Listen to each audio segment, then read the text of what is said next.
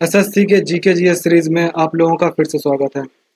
तो आज का टॉपिक है मुगल कालीन प्रशासन, स्थापत्य, संगीत, चित्रकला एवं साहित्य। इसी के साथ मुगल साम्राज्य हमारा समाप्त हो जाएगा। तो पहला है, मुगल साम्राज्य को कितने सूबा या प्रांत में बांटा गया था अकबर के समय? तो 15 प्रांतों में। सूबेदार का मुख्य कार्य क्या था? तो प्रांतों की देखरेख। मुगल साम्राज्य में वित्त विभाग का प्रमुख कौन था? तो दीवान था। मुगल काल में सैन्य विभाग का प्रमुख किसे कहा जाता था? तो मीर बख्शी को। अकबर के समय में राजस्व प्रणाली को किसने व्यवस्थित किया? तो राजा टोडरमल ने। अकबर द्वारा लागू की गई भूमि राजस्व पद्धति का नाम क्या था? तो जब्त प्रणाली। अमीर किसे कहा जाता था? तो उच्च श्रेणी के सामंत को। मुगल दरबार में मीर सामन किसके प्रभारी थे? तो शाही कारखाना के। अकबर के शासन काल में दरबार में किसे वजीर कहा जाता था? तो प्रधानमंत्री को। मुगल कालीन प्रशासन में काजी की क्या भूमिका थी? तो धार्मिक और न्यायिक अधिकारी। मुगल काल में मीर बख्शी का मुख्य काम क्या था? तो सेना को वेतन देना। अकबर द्वारा बनाए गए राजस्व माप प्रणाली को क्या कहा जाता था? तो दहशाला। मुगल कालीन प्रशासन में कोतवाल किसके लिए जिम्मेदार था? तो नगर की सुरक्षा के लिए। अकबर ने धार्मिक सहिष्णुता की नीति को क्या नाम दिया? सुलह ए कुल की नीति।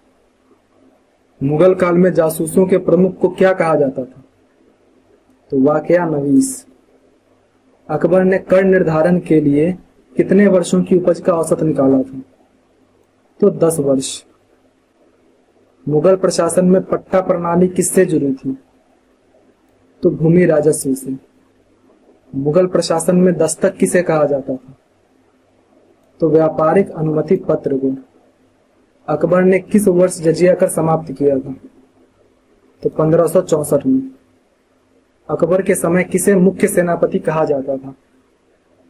तो मीर बख्शी को। दीन-ए इलाही की स्थापना अकबर ने कब की? तो 1582 में। मुगल काल में इक्तादारी प्रणाली किससे जुड़ी थी? तो सैनिक व्यवस्था से। फौजदार किसके लिए जिम्मेदार थे? तो प्रांत की कानून व्यवस्था से। मुगल प्रशासन में महताब किसे कहा जाता था? तो राजस्व अधिकारी को। मुगल कालीन प्रशासन में दरोगा ए दखल किसे कहा जाता था? तो शाही डाक व्यवस्था के प्रमुख को। अकबर ने फतेहपुर सीकरी में किस प्रसिद्ध दरवाजे का निर्माण करवाया था?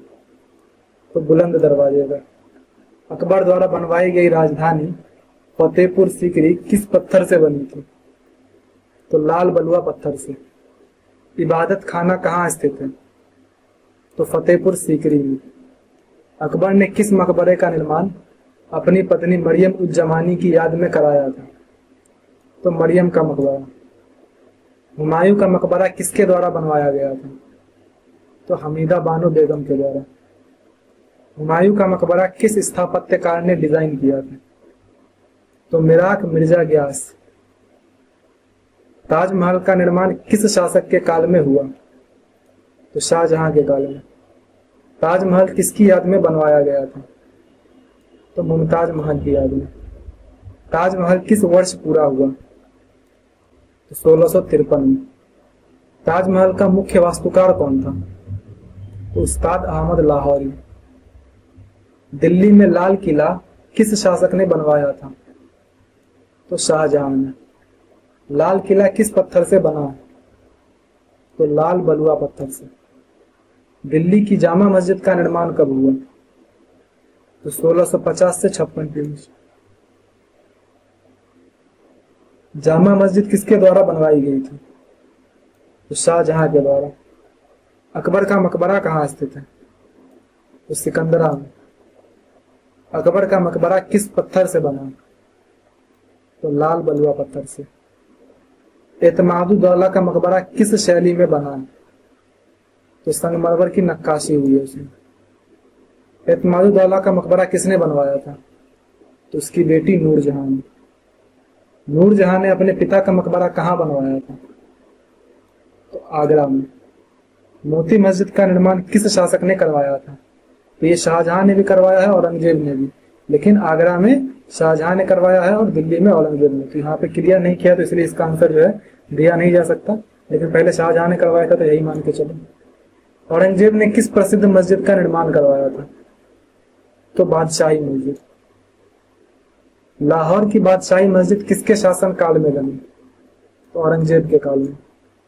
शाहजहां ने दिल्ली में अपनी नई राजधानी को क्या नाम दिया? तो शाहजहानाबाद। अकबर द्वारा निर्मित पंचमहल कहाँ स्थित है? तो फतेहपुर सीकरी में। शालीमार बाग किस मुगल शासक ने बनवाया था? तो जहांगीर ने। मुगल चित्रकला की शुरुआत किस शासक के समय हुई थी? तो हुमायूं के टाइम पर। हुमायूं के समय कौन से दो ईरानी चित्रकार भारत आए? तो मीर सैयद अली और अब्दुल समद। मुगल चित्रकला का स्वर्ण युग किसे माना जाता है? तो जहांगीर को। अकबर के दरबार में चित्रकला विभाग का प्रमुख कौन था? तो ख्वाजा अब्दुल समद। अकबरनामा का चित्रांकन किसके निर्देशन में हुआ? तो अबुल फजल के। जहांगीर को किस कला में विशेष रुचि थी? तो चित्रकला में। जहांगीर के दरबार का प्रसिद्ध चित्रकार कौन था? तो उस्ताद मंसूर, जो कि पशु पक्षी का चित्र बनाता था। शाहजहां के समय चित्रकला की मुख्य विशेषता क्या थी? तो दरबारी दृश्य और शानो शौकत। औरंगजेब का चित्रकला के प्रति दृष्टिकोण कैसा था? तो निषेधात्मक। बसावन किस कला से संबंधित थे? तो चित्रकला से। दशावंत कौन थे? तो अकबर के दरबार के चित्रकार। अकबर ने किस विद्यालय की चित्रकला को प्रोत्साहित किया? तो भारतीय पर्शियन मिश्रित शैली। मुगल कालीन चित्रकला का सबसे प्रमुख विषय क्या था? तो दरबारी जीवन और शिकार दृश्य। पोर्ट्रेट पेंटिंग का विकास किस शासक के समय हुआ? तो जहांगीर के समय। मियान तानसेन किस कला से जुड़े थे? तो संगीत से। तानसेन किस मुगल शासक के दरबार में थे? तो अकबर के। तानसेन को किस उपाधि से सम्मानित किया गया था? तो मियां से।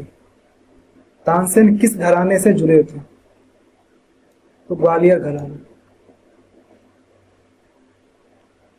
तानसेन किस राग में निपुण थे? तो राग दीपक और राग मेघ में। राग दरबारी की रचना किसने की थी?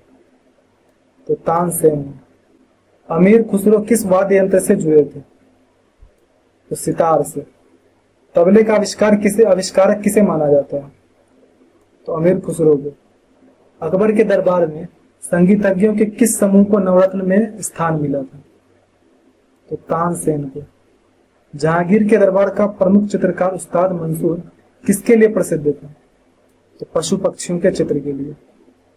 औरंगजेब ने संगीत पर क्या नीति अपनाई थी? तो निषेध कर दिया था। अकबर के दरबार का प्रसिद्ध इतिहासकार कौन था? तो अबुल फजल था। अकबरनामा और आईने अकबरी किसने लिखी थी? तो अबुल फजल ने। अबुल फजल का भाई कौन था जो कि एक प्रसिद्ध कवि था? तो फैजी था। तारीख ए फिरोज शाही के रचनाकार कौन है? तो जियाउद्दीन बरनी। मंटेक उल तवायर किसने लिखी थी? तो बदायूनी ने। अकबर ने किस भाषा को राजभाषा बनाया था? तो फारसी को। तारीख ए शेर शाही किसने लिखी थी? तो अब्बास खान सरवानी ने। शाहजहांनामा किसने लिखा था? तो अब्दुल हमीद लाहौरी ने। पद्मावत ग्रंथ किसने लिखा था? तो मलिक मोहम्मद जायसी ने। रहीम दास किस मुगल शासक के दरबार में थे? तो अकबर के। रहीम किसके पुत्र थे? तो बैरम खान। इसका पूरा नाम था अब्दुल रहीम खान खान। रहीम किस भाषा में दोहे लिखते थे? तो हिंदी में। तुजू के जहांगीरी किसकी आत्मकथा है? तो जहांगीर की। गुलिस्ता और बुस्ता किस भाषा की रचना है? तो फारसी की।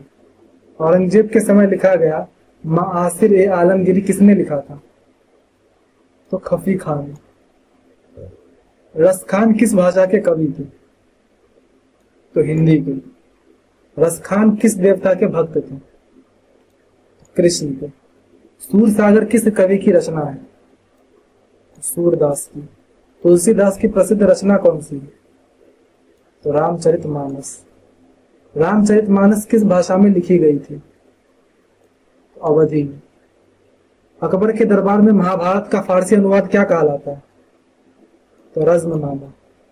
रामायण का फारसी अनुवाद किसने करवाया था? तो अकबर ने। फारसी साहित्य का स्वर्ण युग किस मुगल शासक के समय माना जाता है? तो अकबर को। बादशाहनामा किसने लिखा था? तो अब्दुल हमीद लाहौरी ने। गुलबदन बेगम ने कौन सा प्रसिद्ध ग्रंथ लिखा? तो हुमायूं नामा। इस तरह से तुम्हारा मुगल काल समाप्त होता है। आपका जो भी स्कोर हुआ कमेंट कर दीजिए एंड मिलते हैं नेक्स्ट वीडियो में।